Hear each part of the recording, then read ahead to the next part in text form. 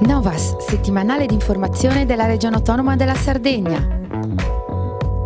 Aperti i primi 4 lotti della Sassari-Olbia, Pigliaru, sicurezza al primo posto. Trasporto aereo, 9 linee guida per continuità territoriale e voli internazionali. L'incontro necessario tra mondi lontani, a Cagliari un convegno su lavoro e giustizia minorile. Olio sardo al bivio, fare filiera e promozione per crescere. Primo passo decisivo per la realizzazione della Sassari-Olbia, principale arteria stradale del nord Sardegna che assicura standard di sicurezza elevatissimi, tempi di percorrenza inferiori e snellimento del traffico soprattutto nelle stagioni turistiche.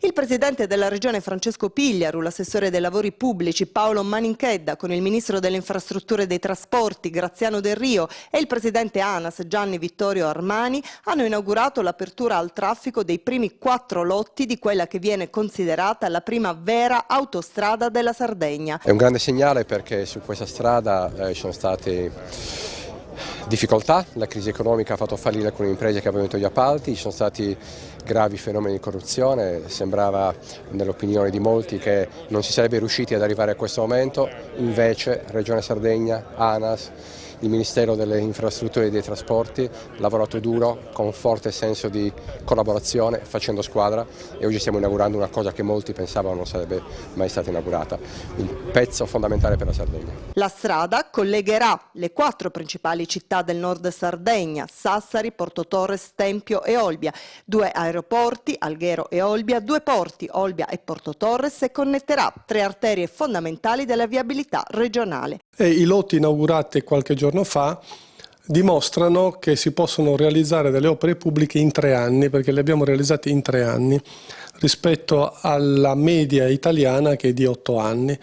Questo ci conforta nel fatto che sappiamo far da soli cose che in altri luoghi vengono affidati a intelligenze e competenze esterne. Noi l'abbiamo saputo fare da sardi. Una volta conclusa la strada si estenderà per 80 km, abbatterà i tempi di percorrenza fra Sassari e Olbia di 35 minuti con l'aumento del limite di velocità fino a 110 km all'ora e potrà far transitare fino a 23.000 veicoli in più al giorno per un totale di 200.000 veicoli.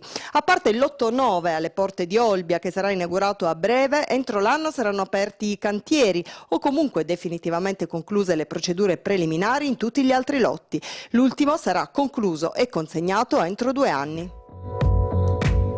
Nuova continuità territoriale e collegamenti internazionali. La Giunta ha approvato le linee guida, le caratteristiche degli interventi e l'ammontare delle risorse economiche. Diversi i correttivi e le novità, come la tariffa unica per la continuità principale e il superamento del monopolio per i collegamenti minori. Naturalmente l'apertura alla partecipazione ai bandi di tutti i vettori interessati. Sarà maggiore la disponibilità di posti richiesta. Definito anche il progetto per finanziare gli aeroporti. Complessivamente la Regione investirà circa 88 milioni di euro all'anno per le 3 proposte. Abbiamo dato le linee di indirizzo strategico per l'intervento sulla CT1, che sono insistere sulla tariffa unica per tutti, prevedere regole tariffarie più omogenee che evitino degli abusi, prevedere più posti a disposizione, quindi un aumento della capacità e consentire ovviamente una maggiore e più ampia partecipazione di tutti i vettori aerei comunitari alla gara. Gli interventi sulla continuità territoriale aerea dovranno essere sottoposti all'approvazione della conferenza di servizi con ENAC e il Ministero dei Trasporti. Per la CT2 si dovrà procedere anche all'esame preventivo della Commissione europea. Per i voli internazionali infine è predisposto un disegno di legge nel rispetto degli esiti dell'indagine tuttora aperta a Bruxelles sulla legge regionale 10 del 2010. Per quanto riguarda la CT2 è un modello innovativo che prevede fondamentalmente la non attribuzione del monopolio, ma invece un premio, una compensazione per i vettori che intendono svolgere il servizio che già svolgono. Per quanto riguarda il traffico aereo internazionale invece abbiamo definito la strategia che è quella ovviamente di garantire un intervento sugli aeroporti in misura inversamente proporzionale al traffico. Il nuovo regime di imposizione degli oneri di servizio per la CT1 partirà a fine ottobre 2017 sino a fine ottobre 2021.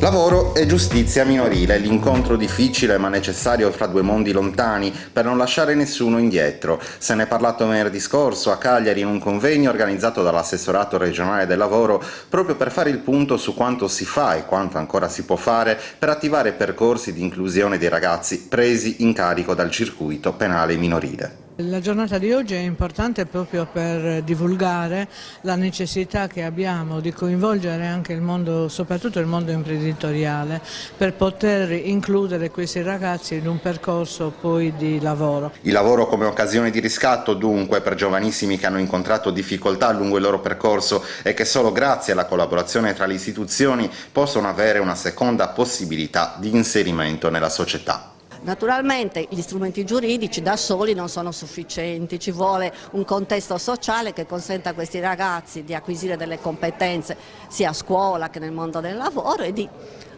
proiettarsi nel futuro. E proprio dalla Sardegna emerge una buona pratica, quella del tirocinio atipico, un percorso serio e rigoroso che permette ai giovani che hanno incontrato la giustizia penale di entrare in contatto con il mondo del lavoro, aumentare le loro competenze e mettersi alla prova in modo positivo, affiancati da due tutor, uno d'azienda e l'altro individuato tra gli operatori della giustizia minorile che ogni giorno si occupano del loro recupero, un centinaio quelli attivati finora per un'esperienza da esportare fuori dall'isola. Oggi noi vogliamo che questa buona pratica non solo sia ben conosciuta qui, ma che da qui si possa costruire un ponte anche per farla conoscere in tutta Italia. Di alta qualità e spesso premiato nelle rassegne specializzate, ma frenato dalla frammentazione produttiva, dalla scarsa modernità degli impianti e dalla tradizionale difficoltà di spingere i propri prodotti. È l'olio sardo, una produzione DOP bisognosa di una spinta riorganizzativa e promozionale che le permetta finalmente di cambiare pelle. Ma i numeri evidenziano i limiti dell'olivocoltura sarda. Nell'isola infatti la media olivetata è di poco più di 1 ettaro per azienda, contro i 5 della Spagna, leader mondiale. Eppure sono tante le potenzialità inespresse dal comparto, che la Regione vuole ordinare in filiera, favorendo, anche grazie alle misure del programma di sviluppo rurale, l'ammodernamento degli impianti di produzione e l'aggregazione tra i produttori. Nell'ottica di valorizzare non solo il prodotto olio, ma anche i territori che lo esprimono, dove spesso gli oliveti hanno assunto valenza culturale, storica e paesaggistica, gli assessori dell'agricoltura e degli enti locali Elisabetta Falchi e Cristiano Irriu hanno firmato nei giorni scorsi un accordo con l'Associazione Nazionale Città dell'Olio, alla quale aderiscono 21 comuni sardi e le camere di commercio di Cagliari e Sassari.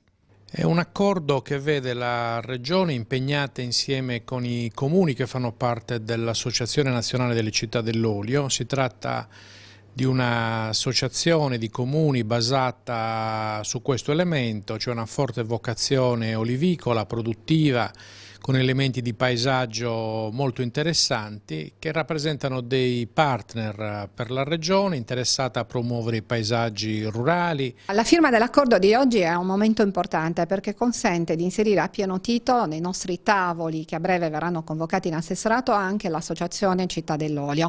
Questo perché vogliamo affrontare le problematiche di un settore così strategico e dalle grandi potenzialità per la Sardegna in un'ottica a 360 gradi.